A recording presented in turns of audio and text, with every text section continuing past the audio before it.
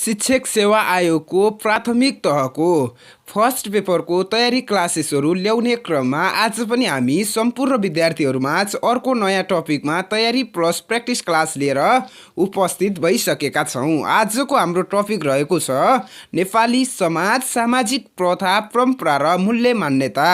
तपाईहरूको नेपाली समाज, सामाजिक प्रथा, परम्परा र मूल्य मान्यता पनि तपाईहरूको पाठ्यक्रममा समावेश भएको छ।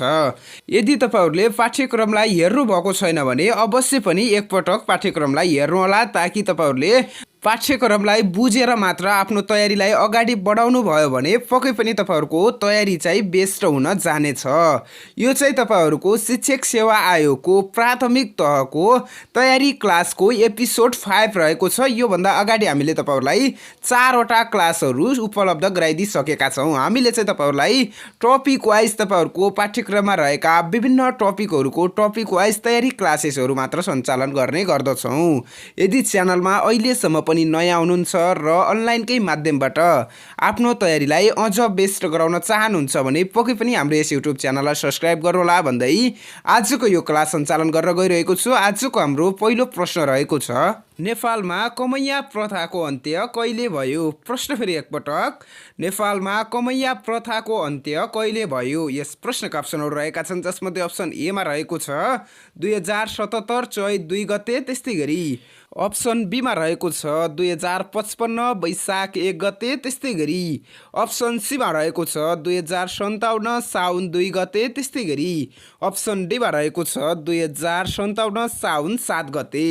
हामीले चाहिँ हरेक क्लासमा हरेक प्रश्नको एन्सरको प्र्याक्टिस गर्नका लागि हामीले विद्यार्थीहरूलाई जम्मा जम्मी 5 सेकेन्ड छुट्याइदिने गर्दछौँ। त्यसै गरी यो क्लासमा पनि तपाईहरूलाई हामीले हरेक प्रश्नमा प्र्याक्टिस गर्नका लागि जम्मा जम्मी 5 सेकेन्ड उपलब्ध गराइदिने गर्दछौँ।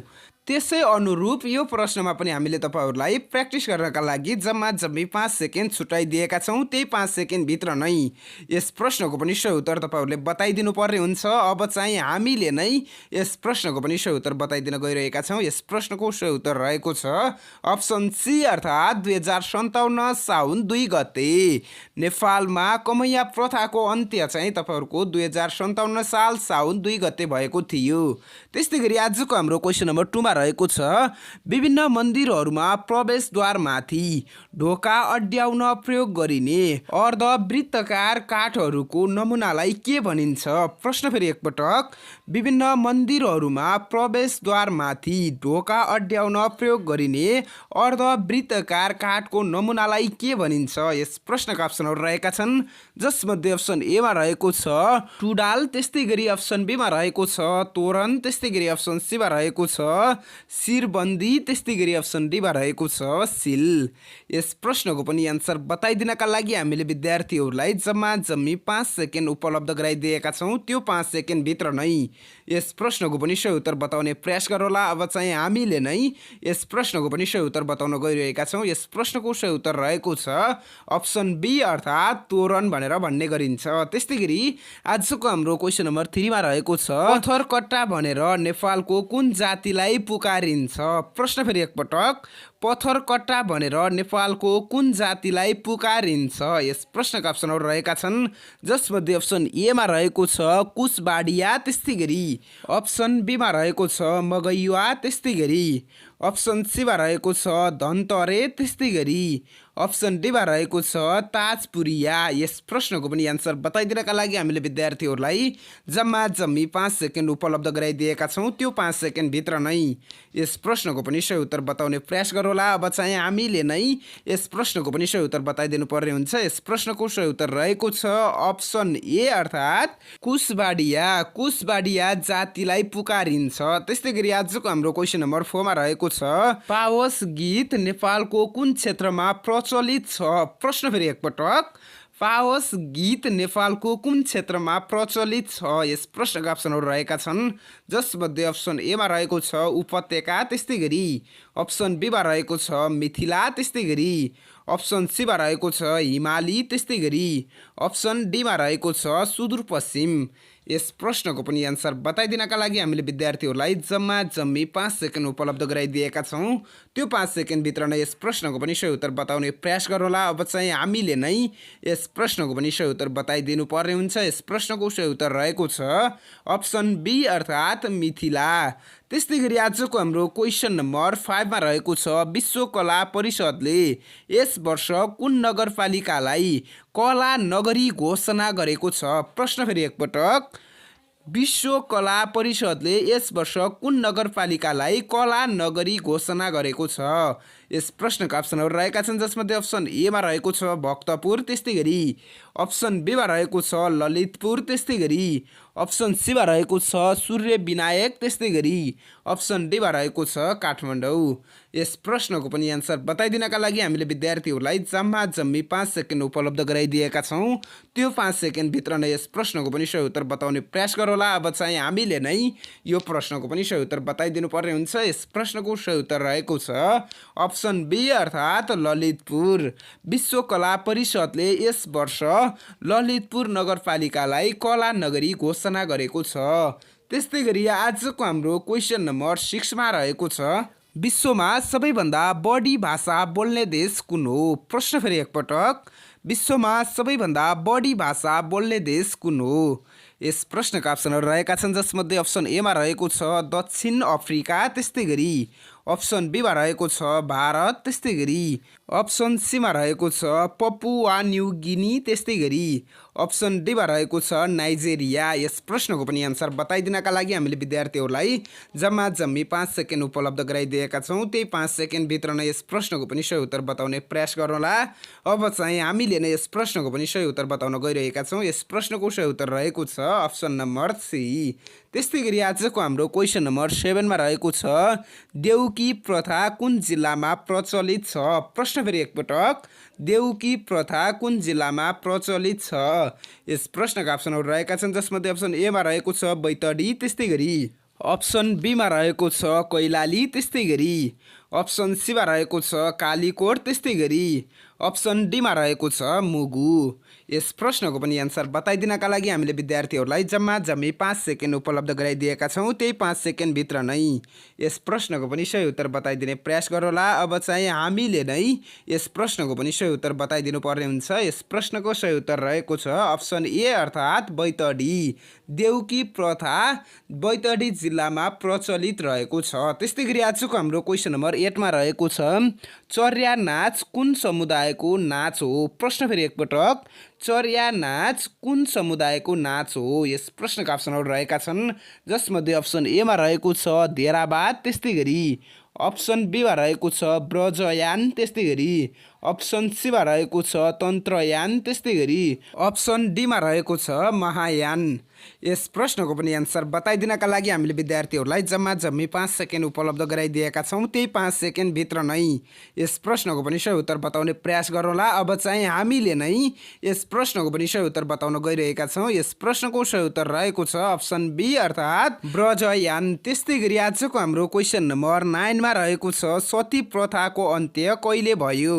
प्रश्न फेरि एकपटक, सती प्रथाको अन्त्य कहिले भयो।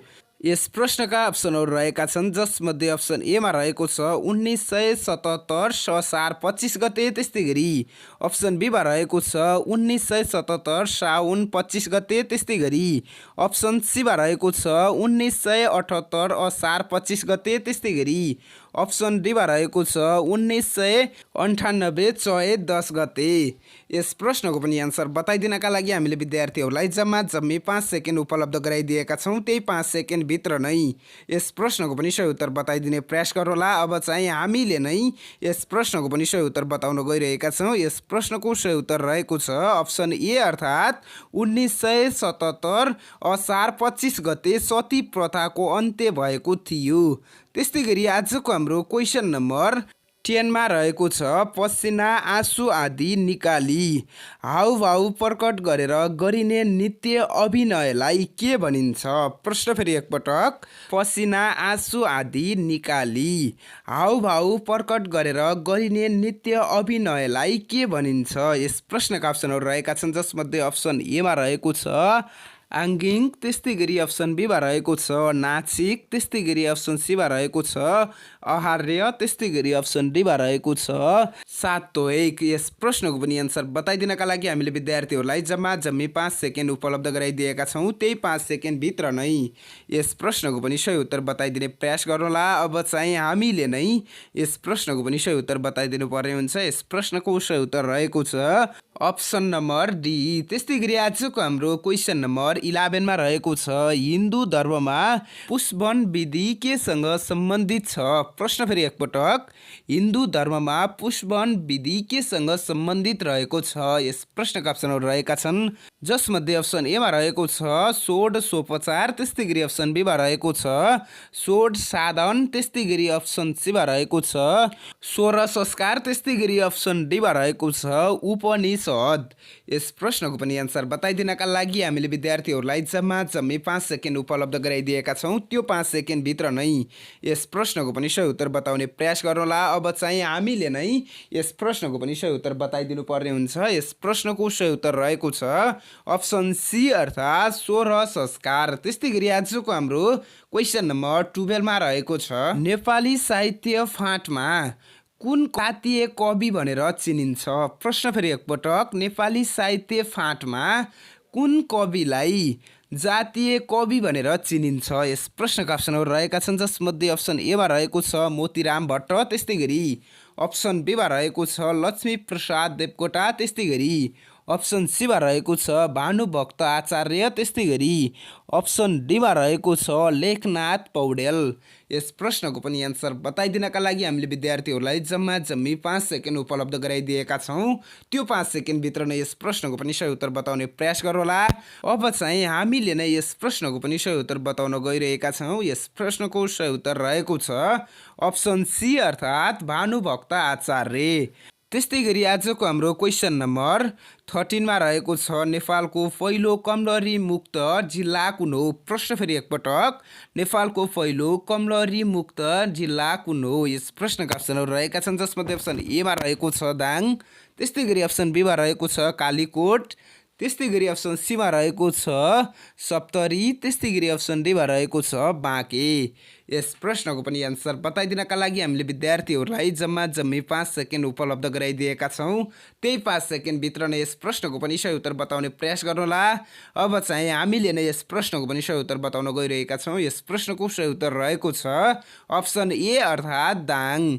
त्यस्तै गरी आजको हाम्रो क्वेसन नम्बर 14 मा रहेको छ किचक जातका मानिसहरूको बसोबास रहेको जिल्ला कुन हो?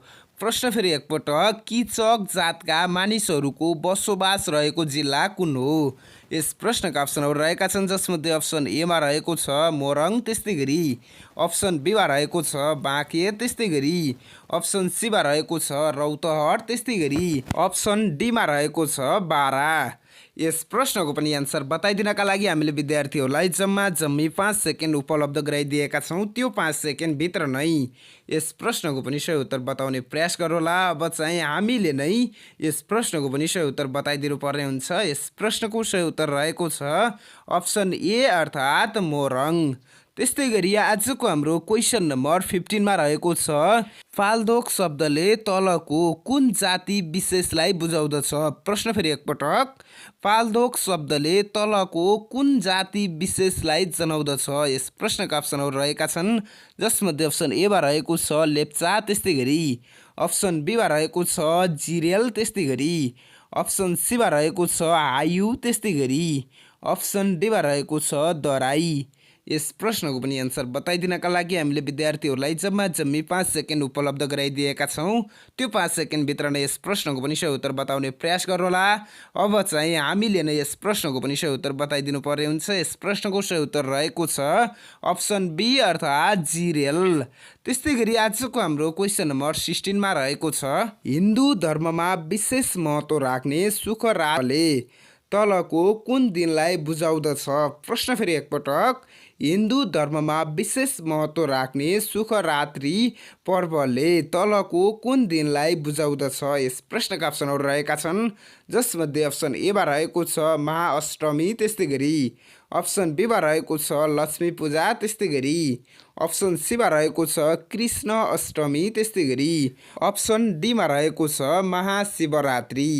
यस प्रश्नको पनि एन्सर बताइदिनका लागि हामीले विद्यार्थीहरूलाई जम्मी 5 सेकेन्ड उपलब्ध गराइदिएका छौँ। त्यही 5 सेकेन्डभित्र नै यस प्रश्नको पनि सही उत्तर बताउने प्रयास गरौँला। अब चाहिँ हामीले नै यस प्रश्नको पनि सही उत्तर बताउन गइरहेका छौँ। यस प्रश्नको सही उत्तर रहेको छ अप्सन ए अर्थात् महाअष्टमी। त्यस्तै गरी आजको हाम्रो क्वेसन नम्बर 17 मा रहेको छ नेपालमा जीवित देवीको रूपमा कसको पूजा गर्ने प्रचलन छ? प्रश्न फेरि एकपटक, नेपालमा जीवित देवीको रूपमा कसको पूजा गर्ने प्रचलन छ? यस प्रश्नका अप्सनहरू रहेका छन्, जसमध्ये अप्सन एमा रहेको छ कुमारी, त्यस्तै गरी अप्सन बीमा रहेको छ पार्वती, त्यस्तै गरी अप्सन सीमा रहेको छ दुर्गा, त्यस्तै गरी अप्सन डीमा रहेको छ सरस्वती। यस प्रश्नको पनि एन्सर बताइदिनका लागि हामीले विद्यार्थीहरूलाई जम्मी 5 सेकेन्ड उपलब्ध गराइदिएका छौँ। त्यही 5 सेकेन्डभित्र नै यस प्रश्नको पनि सही उत्तर बताउने प्रयास गरौँला। अब चाहिँ हामीले नै यस प्रश्नको पनि सही उत्तर बताउन गइरहेका छौँ। यस प्रश्नको सही उत्तर रहेको छ अप्सन ए अर्थात् कुमारी। नेपालमा जीवित देवीको रूपमा कुमारीको पूजा गर्ने प्रचलन रहेको छ। आजको तपाईहरूको शिक्षक सेवा आयोगको प्राथमिक तहको फर्स्ट पेपरको तयारी प्लस प्र्याक्टिस क्लास यति नै। भोलि फेरि अर्को नयाँ टपिकमा बिहान ठिक 7 बजे नै सम्पूर्ण विद्यार्थीहरूमाझ अर्को क्लास लिएर उपस्थित हुने नै छु। तबसम्मको लागि बिदा दिनुहोस्। हवस् त, धन्यवाद।